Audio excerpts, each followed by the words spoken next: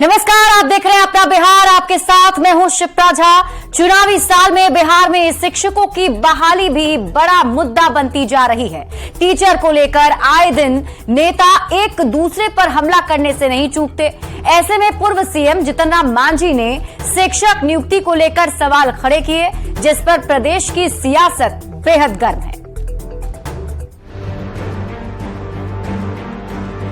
बिहार के पूर्व मुख्यमंत्री और हिंदुस्तानी अवाम मोर्चा के संरक्षक जीतन राम मांझी ने नीतीश सरकार पर हमला बोला है। इस बार मांझी ने मुद्दा बिहार में शिक्षकों की नियुक्ति का उठाया है और नीतीश सरकार पर युवाओं से अपने स्वार्थ के लिए सौदेबाजी करने का आरोप लगाया है। मांझी ने पहले अपने सोशल साइट एक्स पर पोस्ट लिखा कि उत्तर प्रदेश के जेडीयू नेताओं की नीतीश जी से मुलाकात और संगठन विस्तार की बात ने साबित कर दिया कि शिक्षक नियुक्ति परिणाम में अन्य राज्यों के लोगों के चयन के बहाने जेडीयू उन राज्यों में अपना विस्तार चाहती है। फूलपुर की लालच के लिए बिहारियों के भविष्य के साथ सौदा करना दुर्भाग्यपूर्ण है। एक दिन पहले ही मांझी ने शिक्षक बहाली परीक्षा और रिजल्ट में बड़े पैमाने पर धांधली का आरोप भी लगाया था और पूरे मामले की जांच की मांग की थी। यहाँ रिजल्ट घोषित हो जाने के बाद उनके दस्तावेज को पुनः आप वेरिफिकेशन करवाते हैं और सत्यापित कराते हैं, ये क्या मतलब है? इसमें कहीं न कहीं अनियमितता की वो आती है। सबूत है हमारे पास कि काफी धांधली हुई है। इस धांधली को सुधार करना चाहिए। पर अगले ही दिन मांझी के पोस्ट के बाद सियासत गर्म हो गई। बीजेपी ने आरोप लगाया कि बाहरी लोगों के रिजल्ट में सबसे ज्यादा फूलपुर से रिजल्ट है, तो महागठबंधन ने मांझी पर ही हमला बोला है। जब रिजल्ट आया तो 20% रिजल्ट बिहार के बाहर के छात्रों के हैं और उसमें भी फूलपुर और उसके आसपास के इलाकों के रिजल्ट ही ज्यादा हैं। नीतीश कुमार जी पे एक तरफ फूलपुर से चुनाव लड़ने का आग्रह किया जा रहा है, दबाव बनाया जा रहा है, और दूसरी तरफ जब बिहार में नौकरियां मिली तो फूलपुर और उसके आसपास के इलाकों के बहुतायत रिजल्ट आ गए। जीतन राम मांझी जी छोटी बुद्धि के और बेहद स्वार्थी आदमी है। आप दिल्ली के सचिवालय में जाके देखिए, आधे के करीब बिहारी नौकरी करते हैं। इस तरह से अगर बात कीजिएगा तो दूसरे राज्य भी तो बिहारियों को नौकरी देना बंद कर देंगे, तब क्या होगा?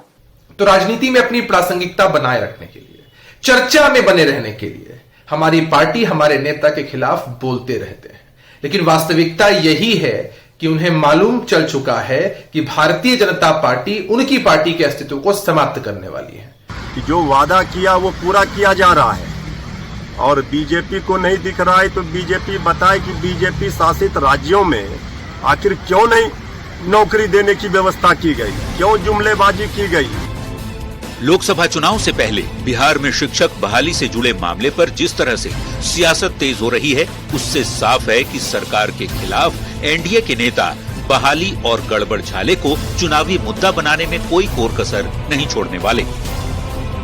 Bureau report, city. पटना के दानापुर में बीजेपी के ब्लॉक पंचायत सदस्यों की बैठक बुलाई गई थी। पार्टी का जोर सत्ता के खिलाफ आगामी चुनाव में रणनीति बनाने पर था, लेकिन बीजेपी नेताओं के निशाने पर नीतीश कुमार ही रहे।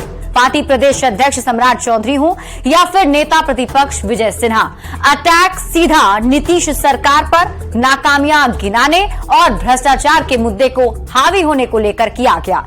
ये रिपोर्ट देखिए।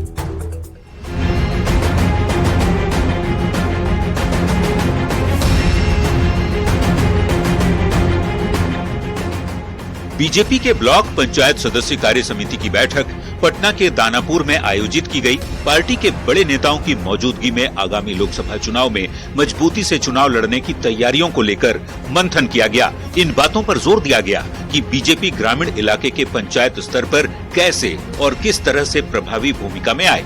पर जब मीडिया से सवालों का सामना हुआ तो बीजेपी नेताओं का गुस्सा नीतीश सरकार के खिलाफ भड़क उठा। पहले नेता प्रतिपक्ष विजय सिन्हा ने नीतीश को चुनौती कुछ इस अंदाज में दी। ये बिहार को छोड़ के दूसरे राज्य में कहीं लोगों को बरगला के मैं चुनाव निकाल सकूं तो चांस लेने में कोई दिक्कत नहीं है।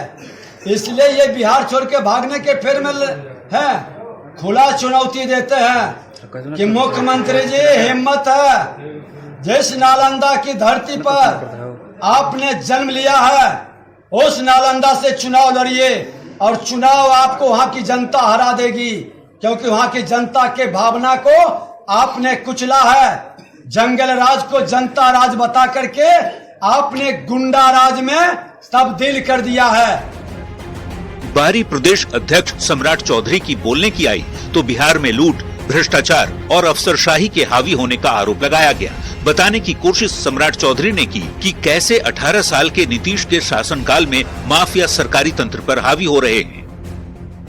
नीतीश कुमार जी 18 साल से बिहार के मुख्यमंत्री हैं और नीतीश बाबू के राज में आज जिस तरह गुंडा राज, बालू माफियाओं का राज, शराब माफियाओं का राज चल रहा है, जमीन माफियाओं का राज है, यह स्पष्ट तौर पे दिखता है कि सत्ता का संरक्षण। बिहार की खराब कानून व्यवस्था, स्वास्थ्य और शिक्षा व्यवस्था को गिनाने की कोशिश हुई। बताया गया सरकारी तंत्र पर भ्रष्टाचार हावी है और सरकारी पैसों की लूट अफसरशाही की वजह से हो रही है और भ्रष्टाचारियों पर काबू कराने की कोशिशों में कैसे पुलिसिया तंत्र फेल है, ये भी बताया गया। जाहिर तौर पर 2024 के लोकसभा चुनाव से पहले बीजेपी का नीतीश सरकार पर हमलावर रुख सोची समझी रणनीति के तहत ही अख्तियार किया गया है। न्यूज 18 के लिए दानापुर से अमरजीत शर्मा की रिपोर्ट। 18 साल से बिहार की प्रमुख सत्ताधारी पार्टी जेडीयू आज अपनी स्थापना की 20वीं सालगिरह मना रहा है, जिसको लेकर जेडीयू नेता काफी उत्साहित हैं और उम्मीद है कि उनके नेता नीतीश कुमार की अगुवाई में न सिर्फ जेडीयू और मजबूत होगा बल्कि बिहार भी विकास के मार्ग पर और तेजी से आगे बढ़ेगा। 30 अक्टूबर 2003 को जब शरद यादव के जनता दल और जॉर्ज फर्नांडिस के नेतृत्व वाली पार्टी समता पार्टी के विलय पर सहमति बनी तो एक नए दल जनता दल यूनाइटेड का जन्म हुआ था और 2005 से जेडीयू बिहार की सत्ता में बना हुआ है। आज पार्टी के 20 साल पूरे होने पर जहां जेडीयू नेता बदलते बिहार की कहानी सुना रहे हैं तो नीतीश कुमार को सबसे कद्दावर नेता के तौर पर भी पेश कर रहे हैं। सत्ता के साथ ही आरजेडी नेता भी जेडीयू को शुभकामनाएं दे रहे हैं तो पुराने साथी जेडीयू को एक गैंग बताकर जमकर भड़ास निकाल रहे हैं। आज देख रहे हैं कि इतने विपक्षी एकता को मजबूत करने में लगे हैं और निश्चित रूप से हमारे नेता जो यहाँ से जो आगाज किए हैं ये बिहार की धरती से और ये पूरा इसका प्रभाव जो है ना देश पर है। कोई चेहरा है क्या माननीय मुख्यमंत्री नीतीश कुमार जैसा? सब लोग कहते हैं, आप उस नजर से नहीं देखिए कि सीट हमारा कम क्यों आया। बहुत सारी खामियां हैं। जो खंजर भोगने का काम किया हमारे ही नेता के कंधे पर चढ़ के आज कहां से कहां पहुंच गया, न पीछे से खंजर भोगने का काम किया। हम उस चीज को दोहराना नहीं चाहते। और सबसे बड़ी बात है कि जिस मूलभूत बातों को लेकर जेडीयू बनी थी उसका जिसको बोलते हैं एक सार्थक स्वरूप देखने को मिलता है। बदला हुआ बिहार देखने को मिलता है, विकास दर 10.98 देखने को मिलता है, 2,65,000 करोड़ का बजट हो गया बिहार का। जो सड़कें हैं, बिजली है, जो एक समाज को, व्यक्ति को जो मूलभूत सुविधाएं चाहिए, पानी है, वो सब की व्यवस्था हुई है। जनता दल जो इस मुकाम तक पहुंची है, जनता दल से अलग होने के बाद आज भी जनता दल परिवार के साथ ही उन नीतियों के साथ हैं जो नीतियां सदैव देश हित और राज्य हित में आगे बढ़ा है। तो हम लोग की शुभकामना है कि जनता दल परिवार जहां भी रहे सामाजिक न्याय की नीतियों में सदैव आस्था रखे और आगे बढ़े। ये गैंग है। वहाँ के राष्ट्रीय अध्यक्ष को पता होता है नीतीश कुमार क्या कर रहे हैं? वहाँ के प्रदेश अध्यक्ष को पता होता है क्या? देखिए वहाँ कोई पता नहीं है। एक नेता पलटी मार सिद्धांत, पलटी मारने का सिद्धांत है, उसी को जनता दल यूनाइटेड कहते हैं। कोई यूनाइटेड नहीं है। एक नेता है जिनका बोझ बिहार की जनता उठाने का काम कर रही है। और बिहार में इन दिनों बयान पर बवाल मचा हुआ है। आरजेडी विधायक के मां दुर्गा पर दिए गए बयान के बाद सियासत तेज है। बीजेपी ने इसको लेकर आरजेडी को आड़े हाथों लिया है तो आरजेडी का कहना है कि वो इस तरह की बयानबाजी का समर्थन नहीं करता, तो कांग्रेस और जेडीयू भी इस तरह के बयान से बचने की सलाह दे रहे हैं। भारतीय जनता पार्टी को सांप्रदायिक कहना लालू यादव के एक बड़े राजनीतिक योजना का हिस्सा है और वो योजना है मुस्लिम तुष्टीकरण और मुस्लिम वोटों के एकीकरण की।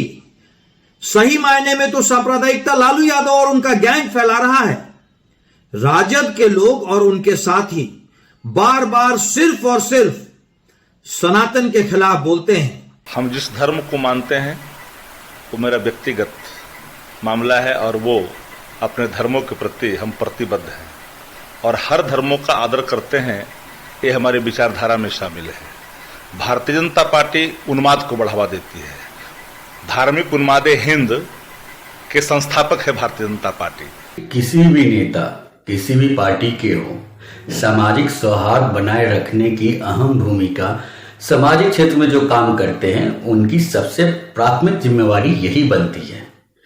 अनर्गल बयानों से बचना चाहिए। किसी भी व्यक्ति को, चाहे वो एक इंडिविजुअल कैपेसिटी में हो या जनप्रतिनिधि हो या पॉलिटिकल पार्टी से वो कंसर्न हो या उसका सामाजिक सोशल लाइफ हो, किसी भी व्यक्ति को यह अधिकार नहीं है कि इस तरह का वो वक्तव्य दे जिससे किसी की भावनाएं आहत हो। मेरी माटी मेरा देश कार्यक्रम के तहत बिहार के शहीदों के घर से चला अमृत कलश दिल्ली पहुंच गया है। दिल्ली के कर्तव्य पथ पर इसको लेकर भव्य कार्यक्रम आयोजित किया गया है, जिसमें केंद्रीय राज्य मंत्री और बक्सर से सांसद अश्विनी चौबे भी बिहार के कई जिलों से आए अमृत कलश लेकर पहुंचे। इस मौके पर उन्होंने कहा कि देश के वीरों और वीरांगनाओं के प्रति सम्मान का प्रतीक मेरी माटी मेरा देश अभियान अब जन अभियान बन चुका है। कर्तव्य पथ मिनी भारत जैसा नजर आ रहा है। इस मौके पर कलाकार अपनी शानदार प्रस्तुति दे रहे हैं। बिहार के छठ की छटा भी दिखाई गई है।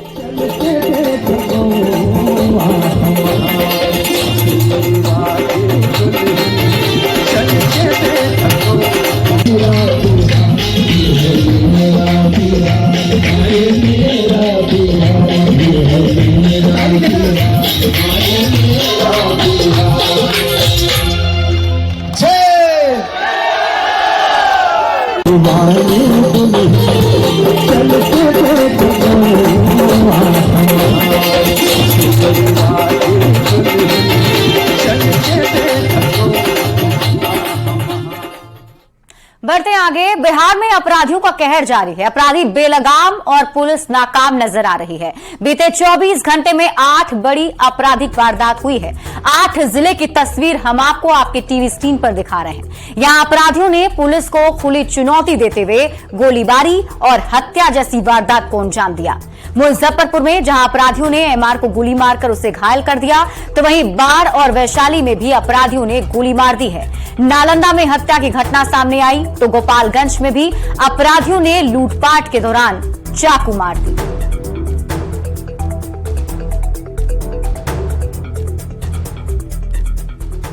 वहीं अब बिहार में अपराध का ग्राफ बढ़ने पर सत्ताधारी कांग्रेस विधायक अजीत शर्मा ने पुलिस अधिकारियों पर निशाना साधा है। अजीत शर्मा ने कहा कि अगर पुलिस अधिकारी कड़क हों तो अपराधियों की हिम्मत नहीं कि कोई अपराध हो। अजीत शर्मा ने कहा कि किसी भी जिले में अपराध के लिए वहां के एसपी पर भी कार्रवाई होनी चाहिए और सरकार के लापरवाह डीजीपी पर भी कार्रवाई करनी चाहिए। तो जहां एक तरफ बिहार में वो डीजीपी को देखना चाहिए, चाहे वो एसपी हो, जवाबदेही फिक्स करनी चाहिए कि जिस जिला में अपराध होगा और अगर वो अपराधी नहीं पकड़ा जाता है तो उस एसपी पे कार्रवाई होनी चाहिए, उस थानेदार पे कार्रवाई होनी चाहिए। जब सरकार ये करने लगेगी कि जो अपराधी नहीं पकड़े जा रहे हैं और कार्रवाई नहीं है तो उन पर एक्शन सरकार को लेना चाहिए। इधर एडीजी मुख्यालय से जेएस गंगवार ने कहा है कि बिहार में महिलाओं को सुरक्षा का माहौल बना दिया गया है और इसमें सबसे बड़ी भूमिका महिला हेल्प डेस्क की रही है। इस साल अगस्त तक महिलाओं के खिलाफ हिंसा के 32,345 मामलों में निरोधात्मक कार्रवाई की गई है, जिससे महिलाएं अब थाने पहुंच रही हैं और उन्हें कानूनी मदद भी मिल रही है। अगस्त 2023 तक 32,345 मामले थे, जिसमें हम लोगों ने निरोधात्मक कार्रवाई भी की। इस प्रकार आंकड़ों से स्पष्ट है कि महिला हेल्प डेस्क की पहचान बन रही है। बिहार पुलिस में थानों में एक नई परंपरा, नई प्रणाली विकसित हुई है। 96 महिला हेल्प डेस्क शहरी थानों में है और 554 ग्रामीण थानों में भी। इस प्रकार से बिहार पुलिस की एक नई पहल, महिलाओं के लिए सुरक्षित माहौल और उनको विधिक सहायता देने के लिए महिला हेल्प डेस्क की नई पहल, ये बहुत ही पॉपुलर स्कीम हो रही है। और पूर्णिया के रंगभूमि मैदान में जनजाति सुरक्षा मंच द्वारा एक विशाल डी लिस्टिंग महासम्मेलन का आयोजन किया गया, जिसमें दूर दूर से बड़ी संख्या में अनुसूचित जनजाति के लोग शामिल हुए हैं।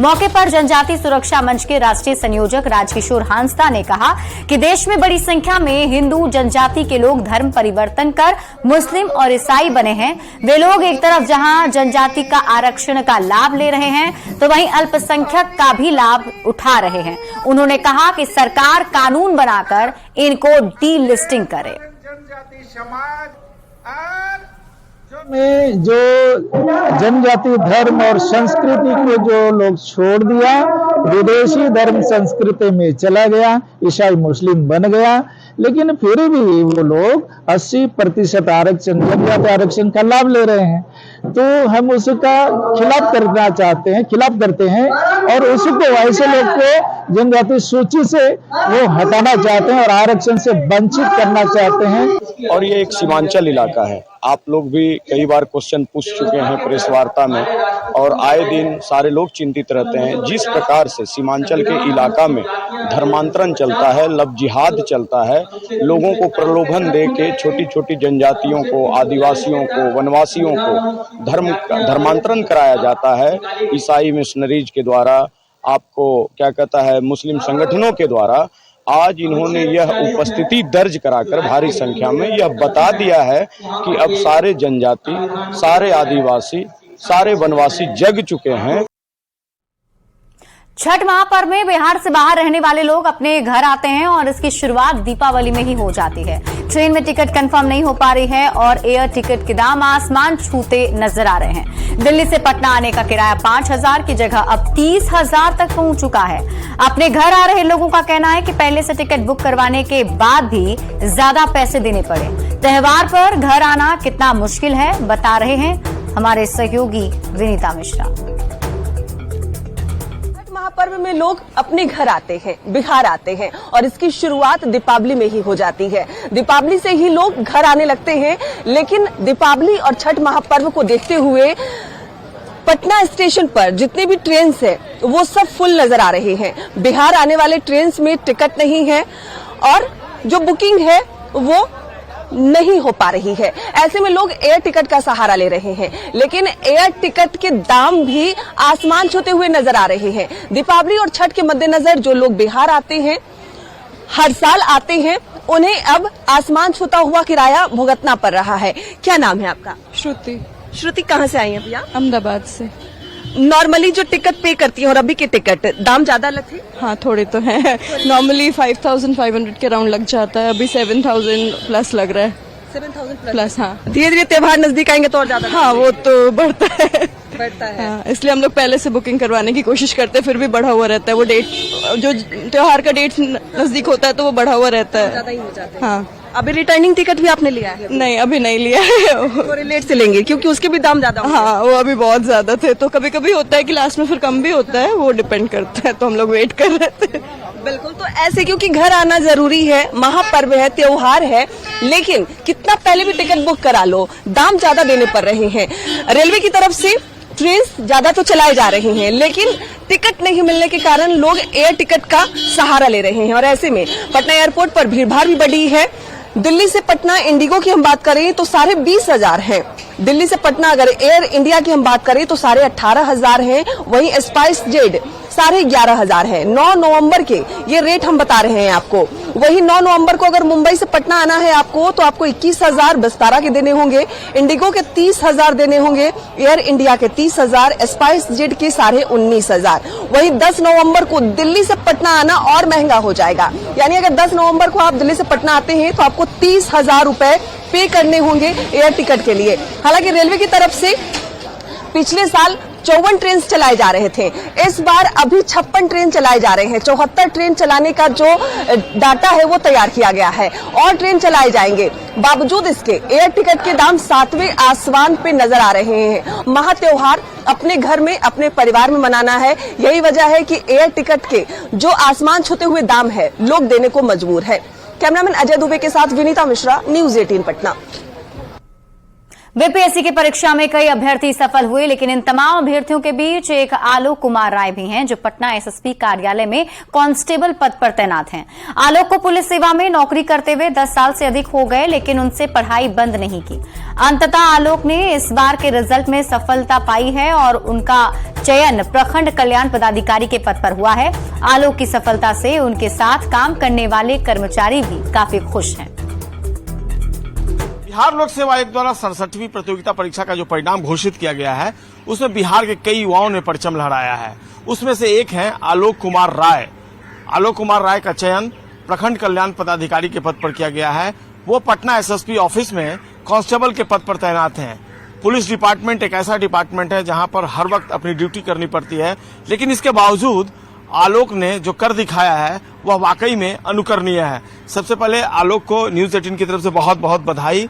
और कैसी अनुभूति हो रही है अब कांस्टेबल और अब बाबू साहब अफसर? अच्छा लग रहा है, क्योंकि अब कांस्टेबल से एक नई जिम्मेवारी मिलने जा रही है, तो अच्छा लग रहा है। पुलिस डिपार्टमेंट में कब आए थे आप? मेरा चयन 2013 में हुआ था। 10 साल से ज्यादा हो गया मुझे बिहार पुलिस में एज ए कांस्टेबल कार्य करते हुए। तो इस 10 साल में स्टडी का टेम्परामेंट कैसे बनाकर रखा आपने? शुरू में ट्रेनिंग वगैरह के समय तो नहीं हो पाया था शाम में, लेकिन जब 2019 के बाद से मैं पूरा समय निकालने लगा। डेली जो अपना समय था उसमें से पढ़ाई के लिए देता था और एग्जाम भी देता था। कई बार असफलताएं मिली और 2 बार पीटी में भी नहीं हुआ था, पुनः एक बार मुख्य परीक्षा में नहीं हुआ, इस बार फाइनल हुआ है। कोचिंग मतलब वीकली एंडिंग पे था, सप्ताह में 2 दिन 3 दिन जो टेस्ट चलता था उसमें मैं अपेयर होता था, वहाँ पर जाकर लिखता था और उनका फिर एलिवेशन होता था उन कोचिंग संस्थान द्वारा। इंटरव्यू के लिए आपने कहीं से ट्रेनिंग ली, कहीं से कुछ तैयारी की? जी, इंटरव्यू के लिए भी मैंने कई जगह मॉक दिया, बहुत कई इंस्टीट्यूट में मॉक दिया, विभिन्न इंस्टीट्यूट में मॉक दिया था। यहाँ पे पिताजी क्या करते हैं आपके? पिताजी भी बिहार पुलिस वायरलेस में सब इंस्पेक्टर हैं, अभी छपरा में पोस्टेड हैं। 10 साल से भी ज्यादा समय हो गए पुलिस डिपार्टमेंट में अपनी सेवा देते हुए, और उसके बावजूद देखिए लगातार पढ़ाई के प्रति इनकी गहरी अभिरुचि बनी रही और आखिरकार आलोक ने वो मुकाम हासिल किया जिसका स्वप्न हर एक युवा देखता है। उनके उज्जवल भविष्य के लिए न्यूज 18 की तरफ से ढेर सारी शुभकामनाएं। कैमरा पर्सन मनीष जुनेजा के साथ संजय कुमार, न्यूज 18 पटना। और फिलहाल इस बुलेटिन में अभी के लिए बस इतना ही। आप देखते रहिए न्यूज 18 बिहार झारखंड।